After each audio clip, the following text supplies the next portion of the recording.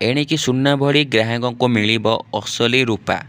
September 1ରୁ ରୂପା ଗହଣାରେ hallmarking. ସୁନା ପରେ ଏବେ ସରକାର ରୂପା ଗହଣାରେ ହଲମାର୍କିଂକୁ ଲାଗୁ କରିବା ପାଇଁ ପ୍ରସ୍ତୁତ ହେଉଛନ୍ତି।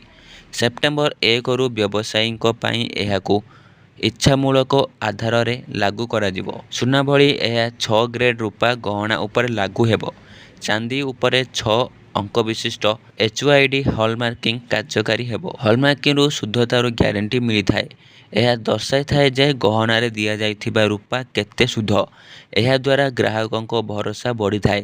ସରକାର 2024 ଏପ୍ରିଲ 1ରୁ ସୁନା ଏବଂ ଏହାର ଆଭୂଷଣ ଉପରେ ଅନିବାର୍ଯ୍ୟ ଭାବେ ହଲମାର୍କିଂ ଲାଗୁ କରିଥିଲେ। ହଲମାର୍କିଂ ଏକ ପ୍ରକାର ସରକାରୀ ପ୍ରମାଣପତ୍ର ଯାହା ଗ୍ୟାରେଣ୍ଟି ଦେଇଥାଏ ଯେ ରୂପା କିମ୍ବା ସୁନା ଗହଣା କେତେ ଶୁଦ୍ଧ। ଯେପରି ସୁନାରେ 22 କ୍ୟାରେଟ୍ କିମ୍ବା 18 କ୍ୟାରେଟ୍ ହଲମାର୍କିଂ ହୋଇଥାଏ, ସେହିଭଳି ଭାବେ ଏବେ ରୂପାରେ ବି ସ୍ୱତନ୍ତ୍ର ଚିହ୍ନ ରହିବ। ଏହି ହଲମାର୍କିଂକୁ ଭାରତୀୟ ମାନକ ବ୍ୟୁରୋ BIS ଚେକ୍ କରିଥାଏ। ସେପ୍ଟେମ୍ବର 1ରୁ ରୂପା ହଲମାର୍କିଂ ଲାଗୁ ହେବ।